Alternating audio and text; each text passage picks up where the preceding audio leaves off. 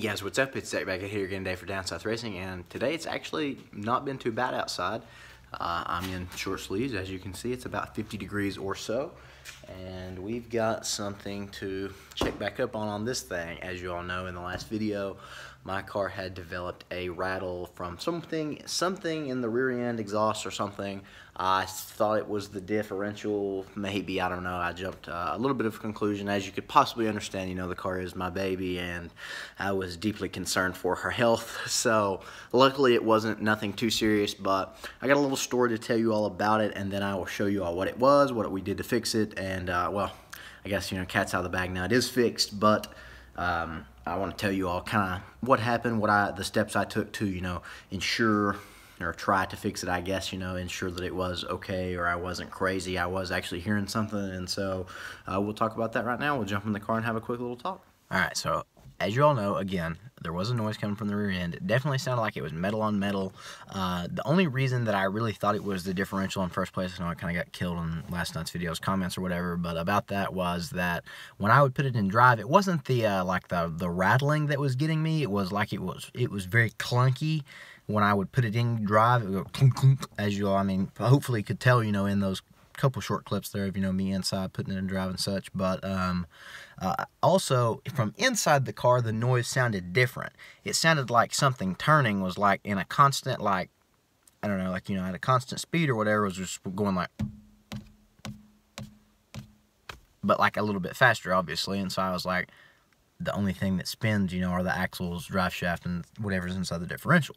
And so that's the only reason that I kind of maybe jumped to that conclusion, which thankfully it wasn't anything like that. You know, my car isn't slow, but it's not really powerful enough to probably worry about that just yet. You know, at least, you know, this kind of early on in its life, you know, I've taken pretty decent care of it. And again, you know, I do race it a lot, and there are, you know, precautions or whatever, but, you know, I definitely need to get the thing probably looked over before this summer when I get real big into racing. But, you know, the first real test for the car is going to be March 1st, again, down here at Fayetteville Motorsports Park, and we're going to have a heck of a time. So I hope to see you all there. If you live anywhere near and or in the area, you know, come out. I'm not sure exactly what time, but I mean, it's normally, I think they call it Freaky Friday or something. So if you have any information on that at all, then it's just a normal one of those. It just so happens we're coming down to meet up with some YouTube buddies and get some racing in. So it ought to be a good time. But so now my story about what happened with the car. So obviously, you know, that happened. So I was like, let's just take it to the dealership because they've, you know, done warranty work before, and I was like, if it is the rear end, you know, I've developed a pretty good relationship with them, you know, obviously, you know, pretty good customer, you know, that's where I take my car to get basically all its work done that's not performance enhancing, let's say. And so I take it to the dealership, you know, showed them videos. I couldn't get the noise to do it right then and there because it seems to me like the car only does it when it's been driving for a few minutes, and so after, I don't know what it was doing, or, you know, what it was causing. Exhaust was expanding or something was moving, you know, and at least at this point in my mind. So I was like, you know what, just take it on a drive, you know, whatever. And so just call me later. I was like, this is 8:30 in the morning, so I just took my papa's truck, you know, thankfully he had an extra to spare so I could go to class and stuff. Yeah, I know, what a shame I had to go to class, but anyways, you know, went to class and stuff and just kind of sat, you know, and got through all my classes, got done about 2 o'clock, and they called me, but I had to go work a little bit. And so when I got done with work, I was like, the car was ready, and so, or got to work, sorry, the car was ready, so I just called my dad and had him go pick it up. And so he calls me when he picks it up, and he tells me they think it's the O2 sensor hitting the heat shield. So I'm like, the O2 sensor in the front of the car on the headers 10 feet from where the noise was coming from. So I was like, all right, well, I mean, you know, anything's possible, I guess. Maybe I just am stupid. Well, not really. And I was like, well, just call me, you know, whenever you get home, Dad, and just let me know if it's still making the noise. Well, sure enough, he didn't even wait that long. He literally pulled out of the dealership parking lot and said, still rattling. So I was like, yeah, I kind of figured. So anyways, I took the car to my buddy Will at Z's Automotive. Look him up on Facebook. Guy does an incredible job, and he will not stop until the car is right, you know, and he does it for a good price. He's just a good, honest guy, you know. He's not out here trying to rob people like anything like that. And I told him, I was like, man, I got an exhaust leak. I really wasn't even wanting him to maybe even first say fix the rattle or whatever. The exhaust leak was more of my main concern, because at this point, you know, that he lives about 45 minutes to an hour away. I'd driven around for a couple days. I was like, obviously, it's not anything to do with the drive line. At least I don't believe, unless there's just something minorly stuck in there, or, you know, maybe, I don't know, a spring or something was broke. But so whenever we get there, I was like, I got an exhaust leak, if you don't care to just look at it real quick, because, you know, obviously he's got other projects. He's putting a VMP Gen 2R ported blower in his 14 red car, so, you know, that might be a video here coming soon. And he was working on my buddy's Austin's Paxton 14 car, and so, you know, they were both over there, and so we just kind of jacked it up and got under there and looked. Obviously, it had a pretty major exhaust leak coming from the mid-pipe, and so for whatever reason, I guess it had slid whatever way, and it was just kind of somewhat off. And he gets under there, and, you know, he basically loosened the flanges and kind of moved those around a little bit, and so that was gone, but the rattle was still there. So we got done with pretty much everything else we had to do for the evening, and, you know, when everyone else left, I was like, hey, man, I was like, if you got, you know, a few minutes, he was like, yeah, he was like, I was going to look at it anyways, because he's a good guy, he's a good friend. And so we jacked the rear end of the car up, and he kind of starts looking at all the hangers and, you know, up under there and stuff. And, well, let's get out of the car now, and I'll show you basically what was happening. So, all right, guys, we're going to get up under the car here. Let me see, we're on the back end, and let's see if I can show you all. Okay, so let's see, right about there, you should be able to see the sway bar and the exhaust.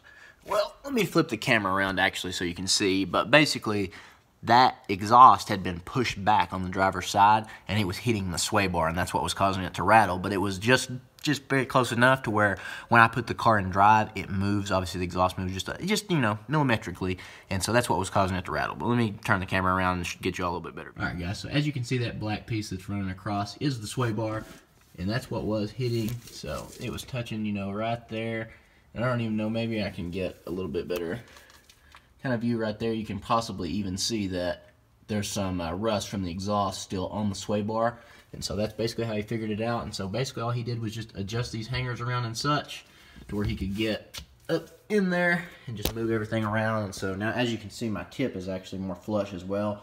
It was pushed back from originally when we put the headers on, but everything seems to be good to go now. It's been another couple days since then, because, you know, I wanted to make sure it was fixed before I said it was fixed, so it seems to be good to go now. All right, guys, so as you can see, I did definitely overreact, but again, car is my baby, so it was just an honest reaction, and I felt like at this point, at least, it made the video more real, so that's why I posted it, even though at the time of even posting the video, I didn't know that the car was fixed. So kind of, you know, had to make some content. You know, I'd been slacking a little bit, so, but I figured it would be a good two-part series anyways, because I originally planned on videoing, you know, how I was going to fix it and stuff, but it just kind of all happened so spontaneously. And honestly, when I took it to the dealership, I was really hoping they would just, you know, it would be something like that, and they just obviously just looked over it, you know. But stuff happens, you know. I'm not saying that they're bad or whatever, because they've treated me very well, but they just didn't find anything, at least at the dealership. And so I'm very thankful for my buddy Will. Again, Z's Automotive. Hit him up on Facebook. Check his page out. I'll try to put a link in the description. But we'll start the car up right here, and I'll back it out. That way you all can see that when I put it in drive, the noise is definitely gone. And so I'm, again, very thankful that it was something small, because I got a lot of big plans for this car this year. And for it I was really disappointed that it was going to let me down after all the abuse I put it through. So, but I got to give this car credit again. You got to give her a little pat right there, because when I left Will's, he lives about an hour away, like I said. When we came out at about 2 in the morning, there was almost 3 inches of snow on the ground. And we kind of live in BFE here, so the roads were still snowy, and she got me home. It took me about 2 hours to get home, driving about 30 miles an hour with a couple inches or more of snow on the ground, but she got me home even on these summer performance tires that all those people commented on, said that I was crazy for driving in the cold for that, you know, and I said all season tires are pointless. Either get winter tires or just summer tires. All seasons are stupid. Yeah, so you all can suck on that one, I guess. But anyways, let's start her up here. We'll get her backed out, and that way you all can see for sure, and I'll wrap this thing up. All right, guys, let's start her up. So as you can see, I was even doing it in park at the end of the last video. No noise. Even doing it in reverse a little bit. No noise. And we'll back it out right here just so we can get a little bit better view of her, and I can show you all that it doesn't do it in drive. And so there we are. Backed out. Drive. Nothing. Sport, let off the gas a little bit like it was doing. Nothing. So back into drive. Back into reverse. Nothing. So we'll put it in drive here and pull the e-brake and get out. That way y'all can get a quick listen. As you all can hear, hopefully, nothing but sweet bald eagle sounds now. No noise even. That's good, guys. I'm really happy with that. Let's pull it back in the garage right here and then we'll finish up. Alright guys, so there you have it. It turned out to be a simple fix, although I was extremely worried at first that it wasn't. It was going to be something expensive, and the car has 35,220 miles on it now, so getting very close to the bumper to bumper. I know the powertrain is technically supposed to continue, even though I'm modded, you know, whatever, blah, blah, blah.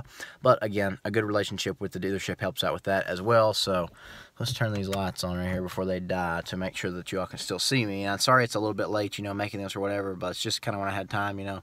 Got a cool video tomorrow coming about Tanner's EcoBoost Mustang 2018. It's now full bolt-on E30, so it's pretty raw now. I'm not even trying to lie to you all, so it'll be a good video. I hope you all enjoy it. I think, you know, everybody enjoys those videos because there's not really anybody else putting out anything about the 2018 10-speed auto EcoBoost, and he's looking to be the fastest one, you know, so we're going to set a record hopefully when we go down to Fayetteville, North Carolina, and have a good time. Again, March the 1st.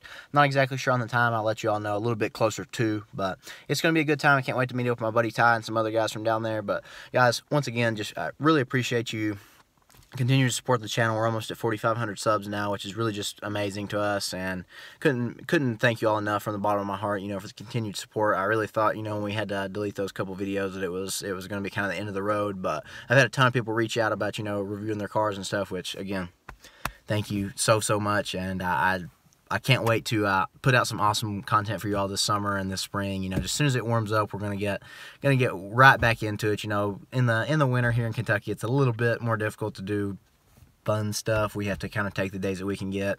Also, I got a call from Lethal today. My springs are out of stock, so I'm not gonna get those for a couple weeks. I might not even have those for the Fayetteville trip, but everything else should be shipping out tomorrow at least the time of you all seeing this. And so the cradle lockout kit, vertical links, and IRS support subframe bushings will be here. The only thing will, so, you know, that'll stiffen up the rear end and should, you know, definitely help me launch. It's just, the car might not look as good and might not, I don't even know if the drag springs will help me that much, since, you know, I don't make that much power, but the car will definitely look a little bit better, and I think, you know, it'll help just the initial leave. So we'll just have to see, but again, you know, that'll just make it another cool little series we can do with that and see how much each thing helps, because, you know, that's what we're about on this channel. We like to show you all for real what stuff in the real world, what happens when you do stuff, race stuff, put stuff on your car. I've put everything on this car myself except for the headers. You know, Will did that, and I even helped him with that, and so it was a cool learning experience, you know, again, how to do that. I don't want to do it again by no means, but I'm sure I'll have to in the future. So some big plans coming for this car in the future, guys, though, so, you know, stay tuned to the channel, continue to support us, guys, and we'll continue to put out great content. But until next time, I hope you all had a great day. Peace out. Catch y'all then.